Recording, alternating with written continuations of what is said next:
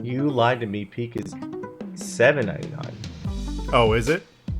I'm sorry. Maybe when it first came out, I think it was on sale for like $2 off or something like that. That makes it, yeah. So maybe that was the case. I don't know. A friend bought it for me, so I really don't know. I'm gonna have to convince some people to play this game. It's great. I will happily play it with you.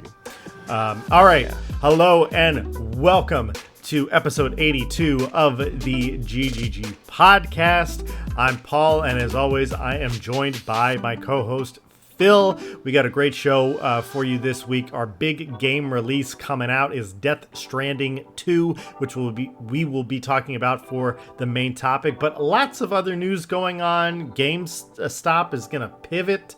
Nintendo, we finally got some roadmap information on the games that they're going to be releasing for the rest of this year, which is very interesting, and some fun updates and support for some other games we've been playing.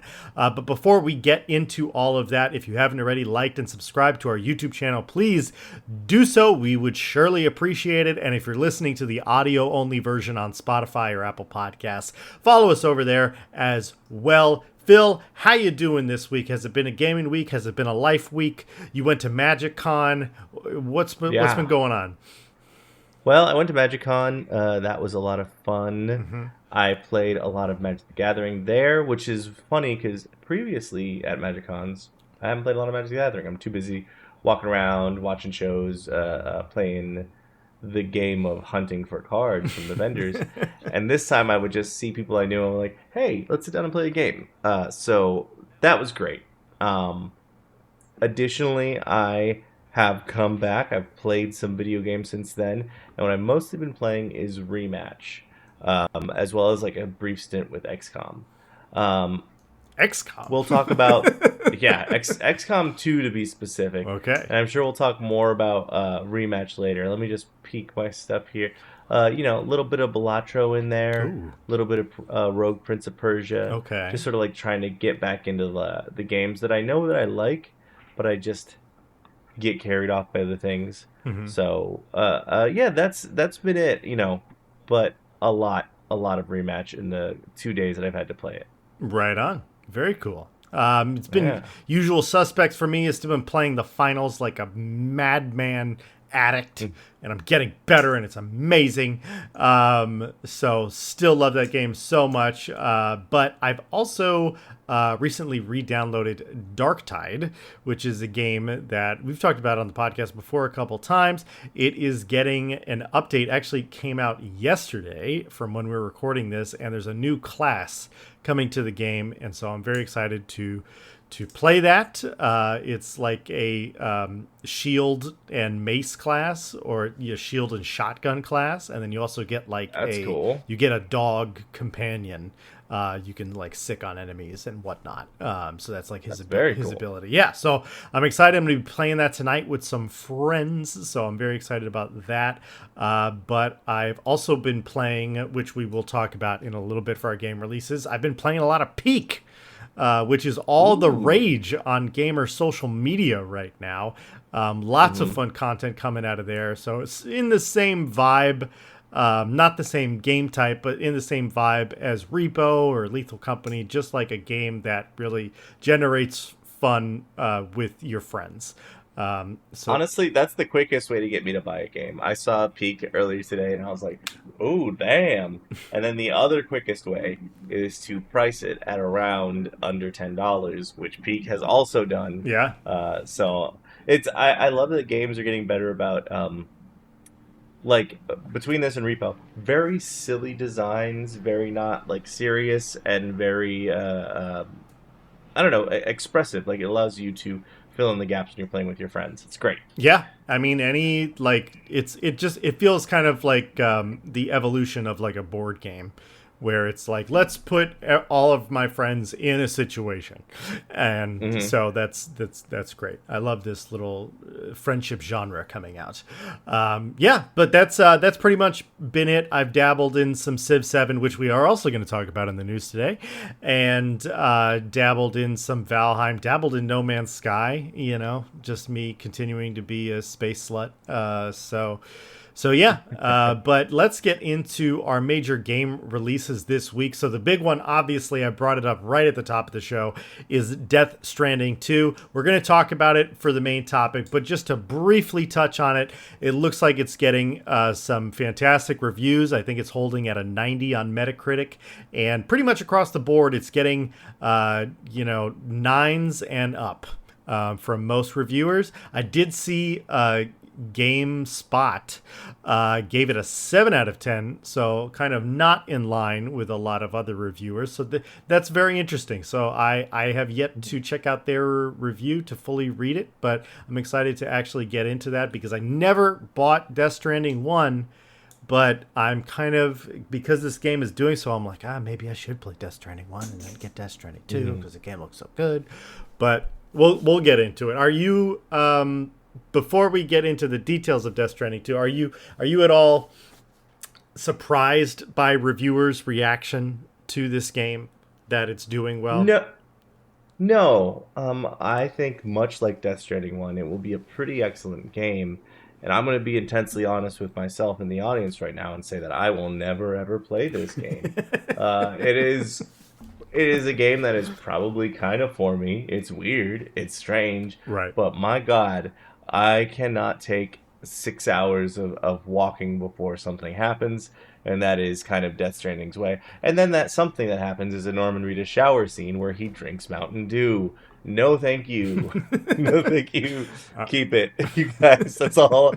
That's for Hideo Kojima. Thank you so much. Okay.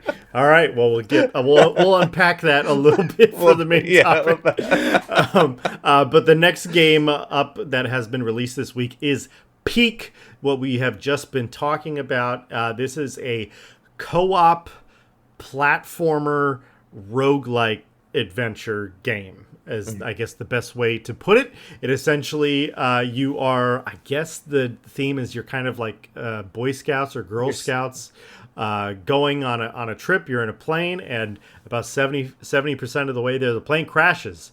And you find yourself on this beach, and you have to keep climbing through these different biomes. It's really, really fun. There's emojis. There's like climbing mechanics where you can like give your teammates like a hand up, or you can boost them up. There's fun inventory gadgets like rope launchers and lollipops and all crazy sorts of things. And there's quite a variety of biomes. I think it goes from beach to jungle to like snowy mountain to like fire, like death fire pit to volcano. There's lots of biomes in there, and it's really fun because the map, it changes every single day. So every single day there's a new map that loads that you have to conquer. So just because you played it last night with your friends doesn't mean you're going to have the same experience the next night with your friends. So I've played this game quite a bit this week. It's been a load of fun. I've played it with my partner. I've played it with my friends, and it sounds like you're probably going to get it as well, Phil. Yeah? Oh yeah. This is a get for me. This is exactly the opposite of Death Stranding 2. No cutscenes. This did the thing. No cutscenes. No Mountain Dew. Just fun with your friends. No Mountain Dew. Actually, there are sports drinks, so kind of Mountain Dew. Yeah. All right. As long as no one's getting ad dollars from me popping open a nice cold brew in a video game, I am happily there. No, this is, like you said, it's taken the gamer social media sphere by storm, and it just seems like there's a lot of really funny moments. And again, at under $10, it is such an easy, like, to talk your friends into getting it is so much easier than, okay, well, it's $30, or it's $60 to play a couple matches. We'll see if you like it. This is an easy, it'll run on almost anything, install it, let's see how it goes. Yeah. Very into it. Right on. And last up for our major game releases, Phil, you've been playing this quite a bit, so I invite you to share. I have not played this at all. What do we got? Yeah. So Rematch is, and I think I've phrased it this way before on the show, think about Rocket League, but instead of cars, it's people, and you got yourself, boom, boom, boom, Rematch. That's right, a little game known as football, in the proper countries and soccer here in the crude lands. In Rematch, it's all online. You play in 3v3, 4v4, or 5v5 matches, and it is skill heavy. It's brought to you by the team who made Sifu, and so the physicality of like how you move with the ball, they're very like precise motions and commands that you can put in. But what it ends up with is a really stylish, a pretty looking game that also makes it relatively easy to like flip a ball over your head, kick it like off of the wall, and then kick it into the goal. The hard part about it is you do have to play with other people, some of whom who when they're the goalie will just abandon the goal completely. So, or there's a really cool mechanic that not a lot of people know about. It's called passing the ball. Press X, and you pass the ball to other people on your team. Check it out, everyone. It's going to up your win rate, this simple hack. Oh, man. Yeah, it sounds like Harry Potter Quidditch a little bit, honestly. It's like Harry Potter Quidditch, but better made and about a real sport. Right on. All right. Well, cool. Yeah, I'm very curious. How much is Rematch, by the way? Is it a $30 game? I believe it's $30, but also for free on Game Pass. Oh, right on. So, perfect. Yeah. That's then what I will if you want to hop on in. Yeah. Ooh. Okay. All right. Very good. All right. Well, let's get into the news. So first up, Civ 7 has gotten a big update. This actually happened last week, but we had a lot of other interesting news to talk about last week, so I bumped it a little bit. But I also wanted to give it some space because the big update involves mod support.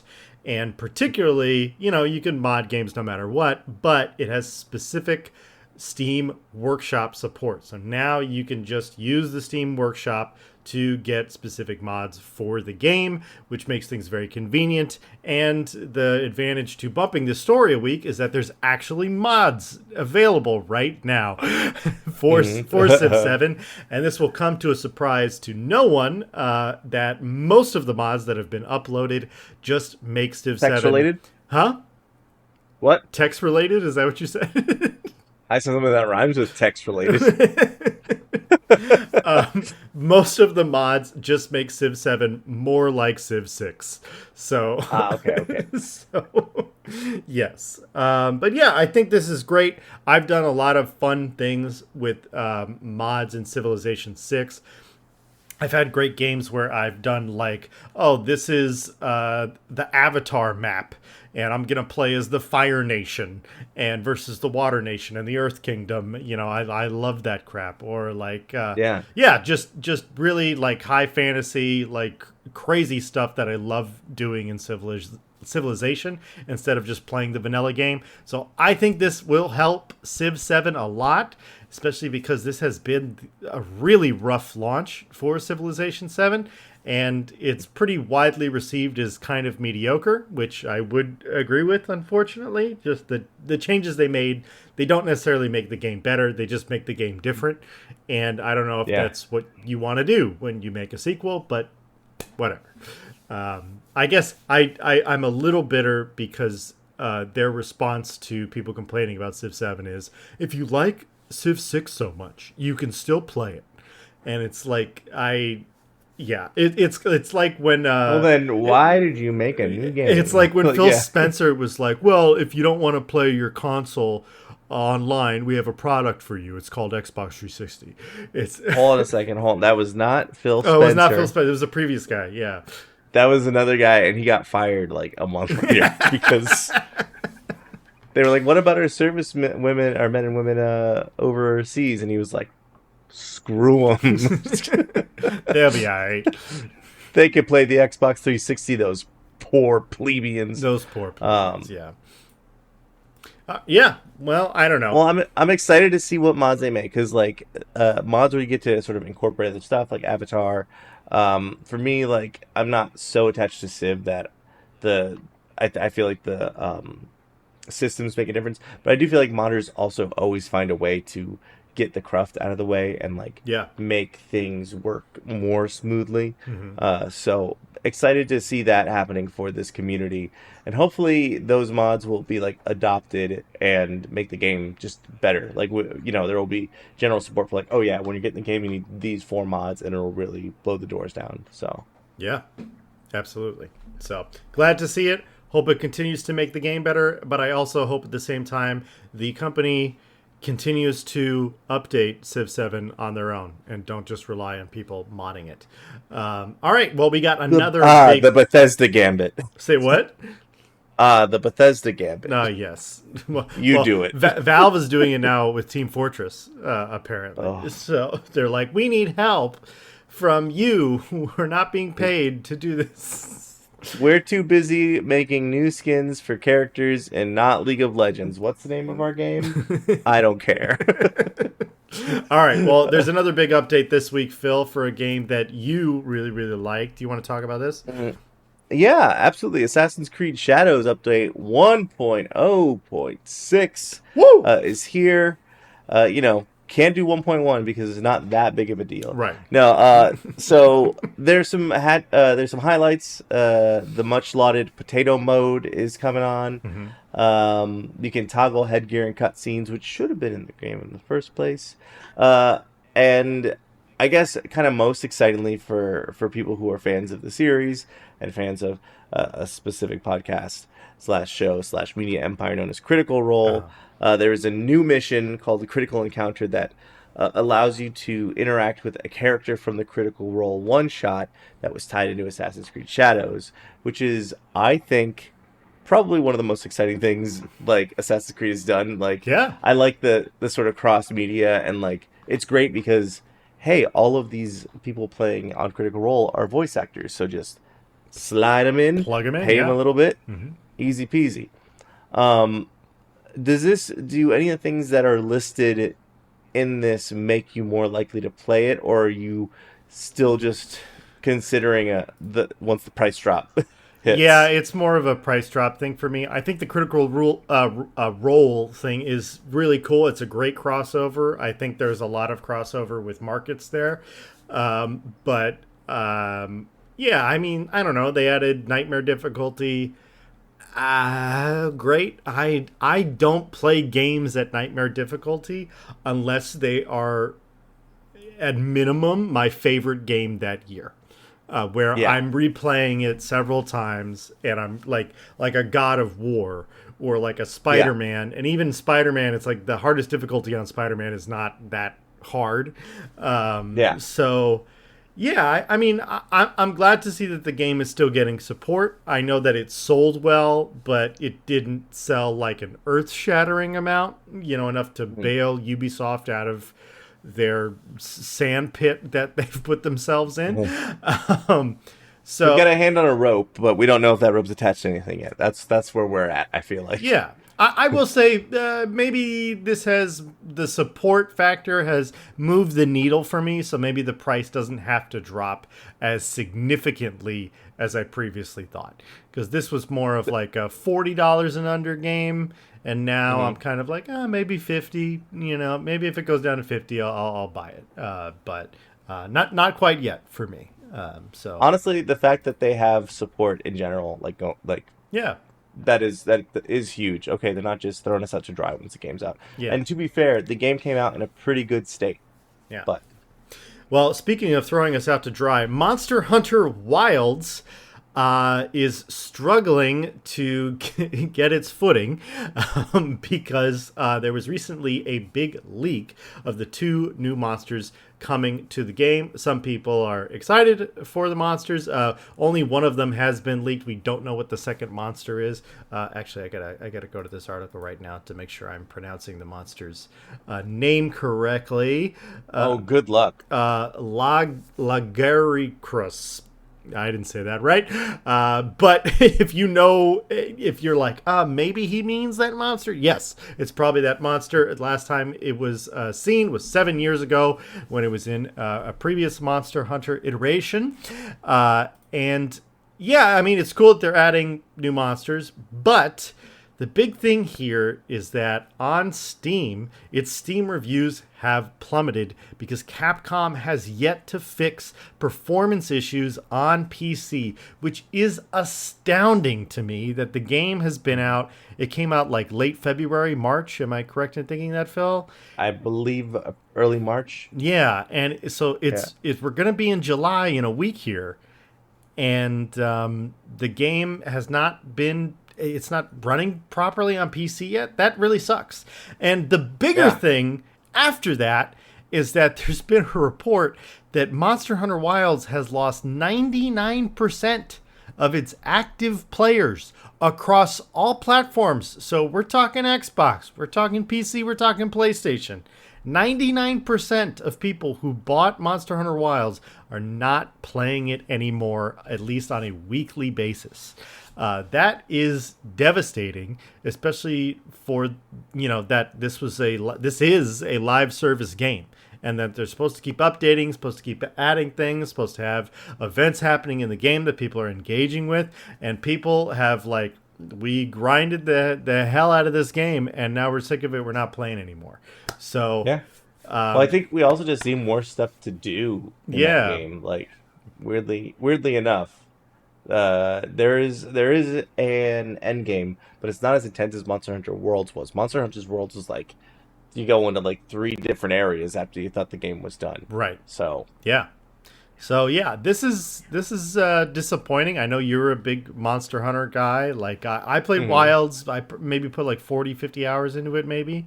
But yeah, then I just kind of got burnt out. I'm like, I killed all the monsters, pretty much. Maybe I haven't killed every variation of all the monsters. But I needed more to do in the game. And it just felt super repetitive and fun, for a time. But, at a certain point, I'm like, I think I got what I wanted out of this experience. And it seems like most of the gamer market agrees. So... Well, I think a lot of their hardcore fans would also exist on PC were they to do the basics in terms of making sure the game runs on even the plurality of PCs, because hot damn, I have a pretty good PC that, I was playing that. I ended up getting it for my PlayStation just to be able to play it because I do love Monster Hunter. Yeah. But I remember playing that game, and then I think I installed Clair Obscur next, on Game Pass. And I was like, this game runs so buttery smooth. Granted, not as much is happening, but it looks really, really good. Runs buttery smooth. Was developed by a team of 30 people. Capcom, what do you have in this game? Is it de novo? Is it like a memory leak? Like, what is so wrong that's causing this game to run on low settings at 30 frames a second? I really don't know. I think maybe it's just they're still operating with an ancient engine. And that's my only guess. It's honestly, it runs okay on PlayStation 5, but it still looks like garbage.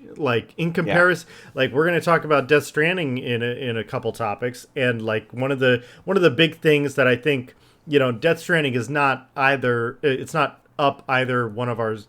It's not up our alleys as far as gamers, but we can't argue that the game graphically looks amazing. And just the way that I'm still seeing pixels and polygons in a game that came out this year from a major publisher, come on, guys. And I know you can do it because Elden Ring Night Rain came out and that game looks good. And that's an online experience, and you're fighting big monsters. So what are we talking about? Monster Hunter Worlds did a better job. World did a better job. Just in terms of the foliage all moved, you could get it up to 60 on the PlayStation 4 relatively easily.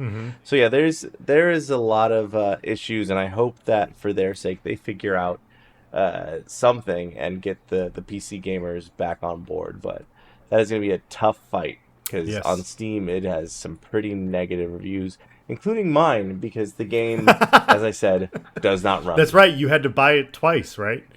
Yeah. Don't regret it, but I am upset about it.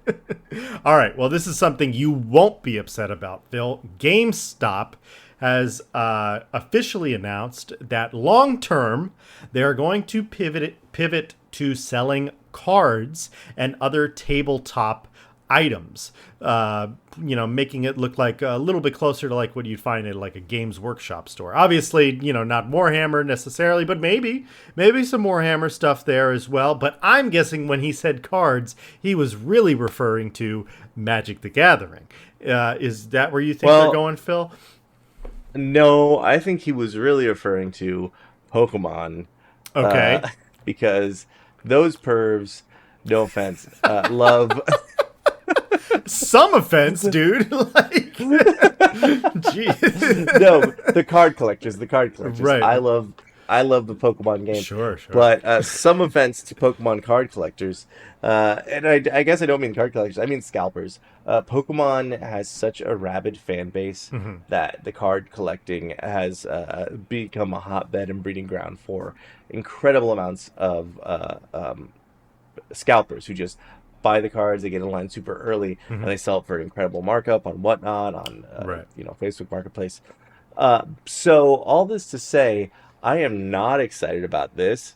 I was sad about GameStop dying as it was before, but now I'm going to go in and take my alt art One Ring card from the Lord of the Rings set, and instead of getting the $40 at a game store would give me, they will offer me $6, which this sounds like, just a normal GameStop joke, but no, they were offering for what was selling at the time as $100 card, the One Ring.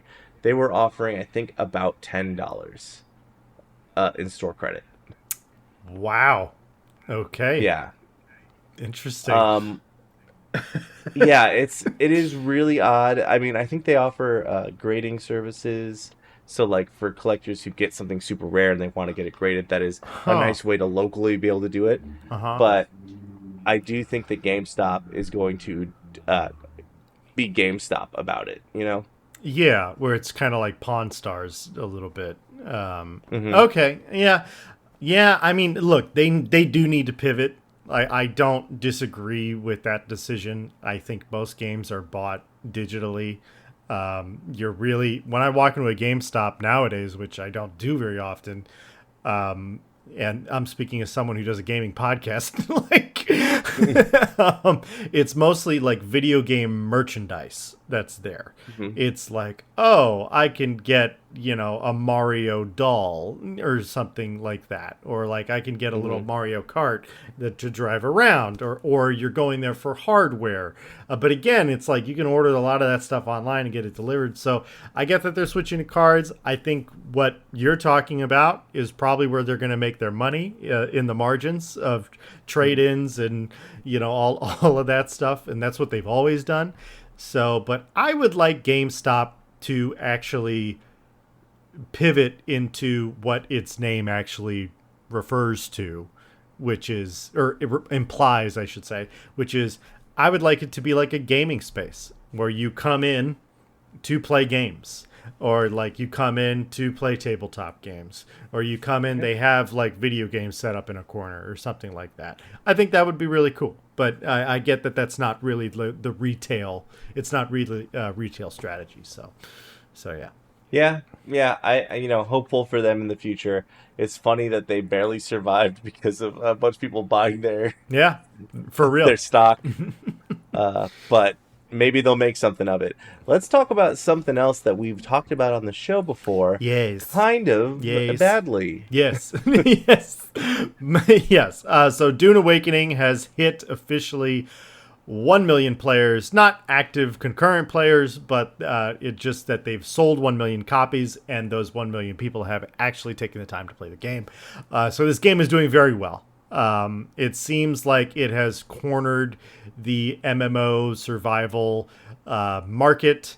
It's been getting lots of hot fixes. They haven't really added anything to the game, but we're actually starting to see the community in general get to the end game, where there's actually like factions that are like competing for spice and whatnot in the PvP areas, which some people are upset about, some people aren't.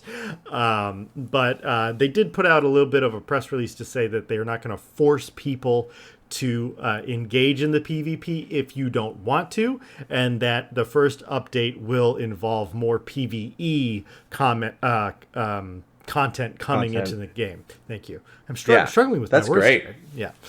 That's Listen, content, combat, it's all very game heavy language. You know what I mean? It is. I am glad I saw I think footage of someone playing Dune Awakening, and they were high level, so they flew into this area where they were mining spice. Mm-hmm. On one of their like little dragonfly like things. Ornithopter, I think they're called. Yeah. Ornithopter. They were harnessing spice and like sucking up with this vacuum, and then all of a sudden they got crazy readings of a sandworm, and they were like, oh my god, get the spice! So they got it, and they got in their ornithopters, and they went up, and you see the area that was like around them in like a mile radius. Mm-hmm. Is just a giant sandworm that comes out of the sand and like eats it up and goes down. Mm-hmm. So like if they were anywhere near that, they were just doomed, or doomed, so to speak. But it was something that made me think like, oh wow, okay, this game's got more to it, and it's cool to see that this game has like legs. But I do wonder. I saw a video that someone like within the first week or so was at like 100 hours, where they were playing like 14-hour days or something like that. Yeah. That's crazy. It's crazy. Yeah. It's too much. It's too much. I get that those gamers are out there and they exist, but I just think for the average person who has to work, or who has kids, or who has, because no offense, but there's not a lot of 15-year-olds playing Dune Awakening. Like we're talking about. I mean, I'm sure there's some, but this game is really like an older audience game. It's just it's a lifestyle game, and that's my problem with the game. It's like maybe I could get to where those people are over the course of 3 months, and they did it in 3 weeks, and I just can't. I don't know that I'm able to get to the fun in that, in 3 weeks like they did. So I think there's like 10 hours. Is that what I've colloquially heard? I think like 10 hours before you get to the real juicy stuff. Yeah, that's what I talked about last week on the podcast. It was the first 10 hours sucks. And it's like, yeah, well, that's a lot. That's a long period of time to suck. So, and I experienced it. We experienced it when we played the beta. So, yeah. All right, but let's continue to press right along. So some Nintendo news this week, and thankfully there's some Nintendo news to help out with the launch of the Switch 2. So we got kind of a leak, kind of a confirmation. Nintendo's not denying it, and I think they're doing that on purpose. We got some release dates, and we got some target release windows for games coming out for the Switch 2 for the rest of the year, and it looks like we're going to be getting a game every single month, so that's really good. First up is Donkey Kong Bonanza, which they had their little showcase for maybe it's like a week and a half ago now, something like that. I think about a week ago. About a week ago. Donkey Kong Bonanza is going to be coming out July 17th. So that's a lot sooner than we thought. I think originally it was slated for like September or something like that. So, or maybe even August. It was a ways out. Yeah. So now that it's coming out July 17th, I think that's pretty good. You could argue a month after, I guess it would be 6 weeks after the Switch launch, or maybe 5 weeks, something like that. It's kind of a launch game, and that game does look really fun. It's the game that everybody actually wants to play on the Switch. You sweaty guys playing Mario Kart, that's fine. You have a ball with it, but I can't compete with the sweats. Yeah, no, it's like they're drifting from the moment they start racing, and they just build up boost.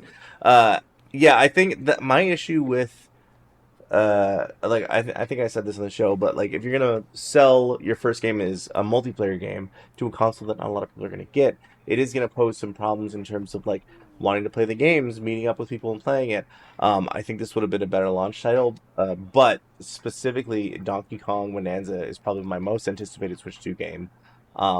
Although I think I will wait until Pokemon Legends ZA comes out and get a like Pokemon Edition Switch, because I've always wanted one of those.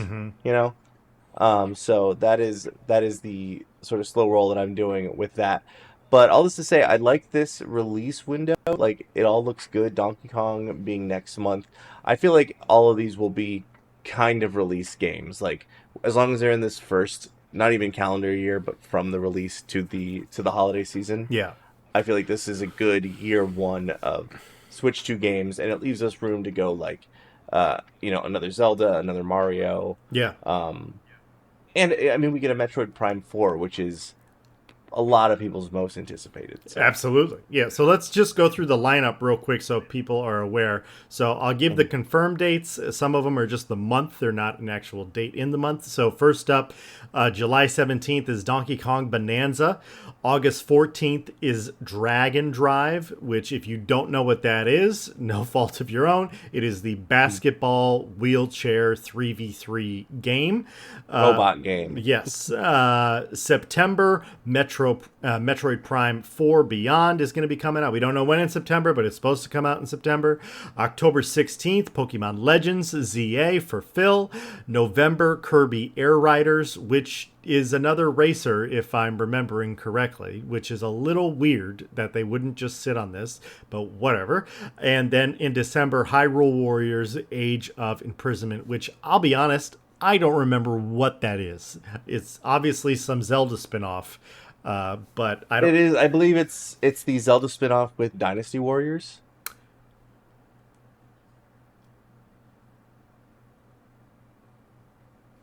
Okay. So really exciting stuff.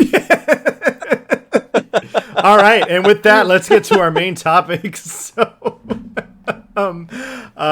obviously, the big release this week is Death Stranding 2. As I was trying to say like 40 times earlier in the episode, it's not really Phil and I's flavor of game, but I can't deny that the game looks cool.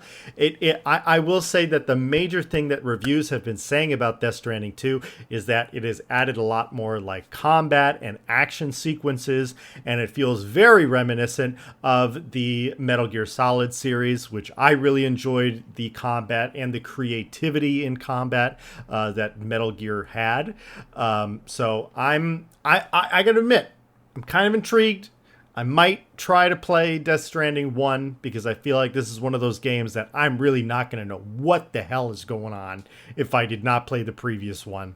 But maybe. Well, let me be devil's advocate here. You probably won't know what the hell is going on even if you play the first game. Kojima-san is not known for making sense, elucidating his stories with sense. Yeah. Yeah, but I don't know. The reviews have been good. We talked about it a little bit earlier. Pretty much, it's kind of unanimously a 9 out of 10. I'm guessing we're probably going to see this as a Game of the Year nominee.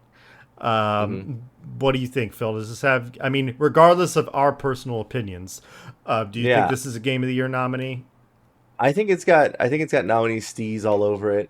If it's got more combat, if it's got sort of just more ways to interact with the world besides, I mean, and I know there's a lot to that game eventually, but the core of the game being like sort of leaning left or right depending on how high your stack of parcels is. Sure. And that was one of the things that held me back is like the first one, you're just walking around so much, you're hiding for stuff. They really level things in, but it just took too long to get there, and it was just so much. Like, the core was walk from here to here, don't fall down too much, and if you do, go pick up the stuff that you dropped. Right.